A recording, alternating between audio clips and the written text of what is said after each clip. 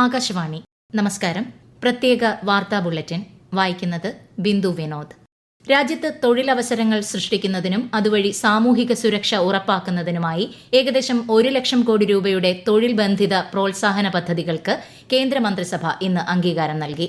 2 വർഷത്തിനുള്ളിൽ രാജ്യത്ത് 3.5 കോടിയിലധികം തൊഴിലവസരങ്ങൾ സൃഷ്ടിക്കുകയാണ് പദ്ധതിയുടെ ലക്ഷ്യം. ഈ പദ്ധതി പ്രകാരം ആദ്യമായി ജോലിയിൽ പ്രവേശിക്കുന്നവർക്ക് 15,000 രൂപ വരെ ഒരു മാസത്തെ വേതനമായി ലഭിക്കുമെന്ന് മന്ത്രിസഭായോഗ തീരുമാനങ്ങൾ വിശദീകരിക്കവെ കേന്ദ്ര വാർത്താവിതരണ പ്രക്ഷേപണ മന്ത്രി അശ്വിനി വൈഷ്ണവ് പറഞ്ഞു. ഭാരതീയ ന്യായ സംഹിത, ഭാരതീയ നാഗരിക് സുരക്ഷാ സംഹിത, ഭാരതീയ സാക്ഷ്യ അധിനിയം എന്നീ 3 പുതിയ ക്രിമിനൽ നിയമങ്ങൾ സമീപഭാവിയിൽ ക്രിമിനൽ നീതിന്യായ വ്യവസ്ഥയിൽ സമഗ്ര പരിവർത്തനം സൃഷ്ടിക്കുമെന്ന് കേന്ദ്ര ആഭ്യന്തരമന്ത്രി അമിത്ഷാ പുതിയ ക്രിമിനൽ നിയമങ്ങൾ നടപ്പിലാക്കി 1 വർഷം തികയുന്നതുമായി ബന്ധപ്പെട്ട ചടങ്ങിൽ സംസാരിക്കവെ സംവിധാനം പൂർണ്ണതോതിൽ പ്രവർത്തനക്ഷമമാകാൻ 3 വർഷമെടുക്കുമെന്ന് ശ്രീ ഷാ വ്യക്തമാക്കി. മേരാ യുവഭാരത് സംഘടിപ്പിക്കുന്ന മൻ കി ബാത്ത് താലൂക്ക് തല മത്സരങ്ങളുടെ 1ാം ഘട്ടം ഈ മാസം 5, 6 തീയതികളിൽ സംഘടിപ്പിക്കും. സ്കൂൾ, കോളേജ് തല മത്സരങ്ങൾ മറ്റന്നാൾ വരെയാണ് നടക്കുന്നത്. താലൂക്ക് തല വിജയികൾക്ക് ഓഗസ്റ്റ് 15-ന് ന്യൂഡൽഹിയിൽ നടക്കുന്ന സ്വാതന്ത്ര്യ ദിനാഘോഷങ്ങളിൽ പങ്കെടുക്കാനും ചരിത്രപ്രധാന സ്ഥലങ്ങൾ സന്ദർശിക്കാനും അവസരം ലഭിക്കും. ഏത് കാര്യത്തിലും സമയബന്ധിതമായി തീരുമാനമെടുക്കുക എന്നതാണ് ഉദ്യോഗസ്ഥർ ഏറ്റവും ശ്രദ്ധിക്കേണ്ട കാര്യമെന്ന് മുഖ്യമന്ത്രി പിണറായി വിജയൻ കണ്ണൂർ, കാസർഗോഡ്, കോഴിക്കോട്, വയനാട് ജില്ലകളുടെ മേഖലാതല അവലോകന യോഗത്തിന്റെ സമാപന ചടങ്ങിൽ സംസാരിക്കുകയായിരുന്നു മുഖ്യമന്ത്രി. തീരുമാനങ്ങൾ അതത് തലത്തിൽ തന്നെ എടുക്കേണ്ടതാണ്. നിലവിലുള്ള നിയമവും ചട്ടവും പ്രകാരമുള്ള തീരുമാനത്തിന് കൃത്യമായ പരിരക്ഷ സർക്കാരിൽ നിന്നുണ്ടാകുമെന്നും മുഖ്യമന്ത്രി കണ്ണൂരിൽ പറഞ്ഞു. 2025 കേരള എഞ്ചിനീയറിംഗ് ഫാർമസി പ്രവേശനത്തിനായുള്ള കീം പരീക്ഷാഫലം പ്രസിദ്ധീകരിച്ചു. എഞ്ചിനീയറിംഗിൽ 1ാം റാങ്ക് മൂവാറ്റുപുഴ സ്വദേശി ജോൺ ഷിനോജും 2ാം റാങ്ക് എറണാകുളം സ്വദേശി ഹരികൃഷ്ണനും നേടി. മാർക്ക് ഏകീകരണത്തിലൂടെ എല്ലാ കുട്ടികൾക്കും നീതി ഉറപ്പാക്കിയതായി ഫലം പ്രഖ്യാപിച്ചുകൊണ്ട് മന്ത്രി ആർ ബിന്ദു കോഴിക്കോട് വാർത്താസമ്മേളനത്തിൽ അറിയിച്ചു. ഫാർമസി വിഭാഗത്തിൽ ആലപ്പുഴ സ്വദേശിനി അനഘ അനിലാണ് 1ാം റാങ്ക് നേടിയത്. കോട്ടയം സ്വദേശി ഋഷികേഷ് ആർ ഷേണായിക്കാണ് 2ാം റാങ്ക്. ജൂലൈ ആദ്യവാരം രാജ്യവ്യാപകമായി നടക്കുന്ന വനമഹോത്സവത്തിന്റെ ഭാഗമായി കേരളത്തിൽ വനം വകുപ്പിന്റെ നേതൃത്വത്തിൽ വിവിധ പരിപാടികൾ സംഘടിപ്പിക്കുന്നു. വനസംരക്ഷണത്തിന്റെ പ്രാധാന്യത്തെക്കുറിച്ച് ജനങ്ങളിൽ അവബോധം വളർത്തുന്നതിനും ഗ്രാമ-നഗര പ്രദേശങ്ങളിൽ വൃക്ഷത്തൈകൾ നടുകയും മരങ്ങൾ നടേണ്ടതിന്റെ ആവശ്യകത പ്രചരിപ്പിക്കുകയും ചെയ്യുകയാണ് വനമഹോത്സവത്തിന്റെ ലക്ഷ്യം. വനമഹോത്സവം 2025ന്റെ സംസ്ഥാനതല ഉദ്ഘാടനം മറ്റന്നാൾ കോട്ടയം CMS കോളേജിൽ മന്ത്രി AK ശശീന്ദ്രൻ നിർവഹിക്കും.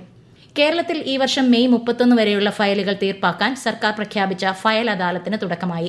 ഓഗസ്റ്റ് 31 വരെയാണ് അദാലത്ത്. ഫയലുകൾ തീർപ്പാക്കിയത് സംബന്ധിച്ച കണക്ക് സെപ്റ്റംബർ 20-നകം മുഖ്യമന്ത്രിക്ക് സമർപ്പിക്കാൻ നിർദ്ദേശം നൽകിയിട്ടുണ്ട്. തിരുവനന്തപുരം മെഡിക്കൽ കോളേജിൽ ചികിത്സാ പ്രതിസന്ധിയുണ്ടെന്ന യൂറോളജി വിഭാഗം മേധാവി ഡോക്ടർ ഹാരിസ് ചിറക്കലിന്റെ പരാതിക്ക് പരിഹാരം. ഹൈദരാബാദിൽ നിന്ന് വിമാനമാർഗം മെഡിക്കൽ ഉപകരണങ്ങൾ തിരുവനന്തപുരം മെഡിക്കൽ കോളേജ് ആശുപത്രിയിൽ എത്തിച്ചതോടെ മാറ്റിവെച്ച ശസ്ത്രക്രിയകൾ പുനരാരംഭിച്ചു. സർക്കാർ മെഡിക്കൽ കോളേജുകളിലെ ശസ്ത്രക്രിയാ ഉപകരണങ്ങളുടെയും മരുന്നിന്റെയും ക്ഷാമവും ഡോക്ടർമാരുടെയും ജീവനക്കാരുടെയും അഭാവവും എത്രയും വേഗം പരിഹരിക്കണമെന്ന് പ്രതിപക്ഷ നേതാവ് VD സതീശൻ ആവശ്യപ്പെട്ടു. പ്രകൃതിയോടും മണ്ണിനോടും മനുഷ്യൻ ഉത്തരവാദിത്ത ബോധത്തോടെ പെരുമാറണമെന്ന് കേന്ദ്ര സഹമന്ത്രി സുരേഷ് ഗോപി ഇന്ത്യൻ ഓയിൽ കോർപ്പറേഷന്റെ ആഭിമുഖ്യത്തിൽ കോട്ടയത്ത് സംഘടിപ്പിച്ച സ്വച്ഛതാ വാരാചരണം ഉദ്ഘാടനം ചെയ്യുകയായിരുന്നു അദ്ദേഹം. ഭൂമിയെ മാതൃഭാവത്തിൽ നിലനിർത്താൻ പ്രകൃതിയുടെ സംരക്ഷണം അനിവാര്യമാണെന്നും മന്ത്രി പറഞ്ഞു. കേരളത്തിലെ നെൽകർഷകരുടെ പ്രശ്നങ്ങൾ പഠിച്ച് കേന്ദ്ര സർക്കാരിന് റിപ്പോർട്ട് സമർപ്പിക്കാൻ 3-അംഗ സമിതിയെ നിയോഗിച്ച് BJP മുൻ സംസ്ഥാന അധ്യക്ഷൻ കുമ്മനം രാജശേഖരൻ, സംസ്ഥാന ജനറൽ സെക്രട്ടറി C കൃഷ്ണകുമാർ, കർഷക മോർച്ച സംസ്ഥാന പ്രസിഡന്റ് ഷാജി R നായർ എന്നിവരുൾപ്പെട്ട സമിതി വിവിധ ജില്ലകളിലെത്തി നെൽകർഷകരിൽ നിന്നും നേരിട്ട് വിവരങ്ങൾ ശേഖരിക്കും. കാർഷിക രംഗത്തെ വിദഗ്ധരും സമിതിയുടെ ഭാഗമാണ്. സപ്ലൈകോ സബ്സിഡി ഇനത്തിൽ നൽകി വരുന്ന ശബരി കെ റൈസിന്റെ അളവ് കൂട്ടി. ജൂലൈ മുതൽ ഓരോ കാർഡ് ഉടമയ്ക്കും കെ റൈസ് 8 കിലോ വീതം 2 തവണയായി ലഭിക്കും. കെ റൈസും പച്ചരിയും അടക്കം 10 കിലോയാണ് ഓരോ കാർഡ് ഉടമയ്ക്കും പ്രതിമാസം ലഭിക്കുക. ഹൃദയാഘാതത്തെ തുടർന്ന് തിരുവനന്തപുരത്തെ സ്വകാര്യ ആശുപത്രിയിൽ ചികിത്സയിൽ കഴിയുന്ന മുൻ മുഖ്യമന്ത്രി VS അച്യുതാനന്ദന്റെ ആരോഗ്യനില ഗുരുതരമായി തുടരുന്നു. സർക്കാരിന്റെ പ്രത്യേക നിർദ്ദേശമനുസരിച്ച് മെഡിക്കൽ കോളേജിൽ നിന്നുള്ള 7-അംഗ വിദഗ്ധ സംഘം അദ്ദേഹത്തെ സന്ദർശിച്ചു. വെന്റിലേറ്റർ അടക്കം നിലവിൽ നൽകി വരുന്ന ചികിത്സകൾ തുടരുമെന്നും മെഡിക്കൽ ബുള്ളറ്റിനിൽ വ്യക്തമാക്കുന്നു.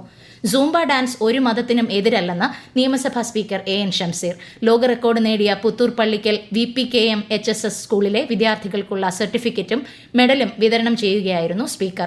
മനുഷ്യർ ബഹിരാകാശത്ത് പോകുന്ന ഇക്കാലത്ത് അനാവശ്യമായാണ് ഇതിനെ എതിർക്കുന്നതെന്നും അദ്ദേഹം പറഞ്ഞു. തമിഴ്നാട്ടിൽ പടക്ക ഫാക്ടറിയിൽ ഉണ്ടായ സ്ഫോടനത്തിൽ 8 പേർ കൊല്ലപ്പെട്ടു. സത്തൂർ വിരുദുനഗർ ജില്ലയിലെ പടക്ക നിർമ്മാണ കേന്ദ്രത്തിൽ ഇന്ന് നടന്ന സംഭവത്തിൽ 5 പേർക്ക് പരിക്കേൽക്കുകയും ചെയ്തു. പ്രത്യേക വാർത്താ ബുള്ളറ്റിൻ കഴിഞ്ഞു. അടുത്ത വാർത്താ പ്രക്ഷേപണം നാളെ രാവിലെ 6:45.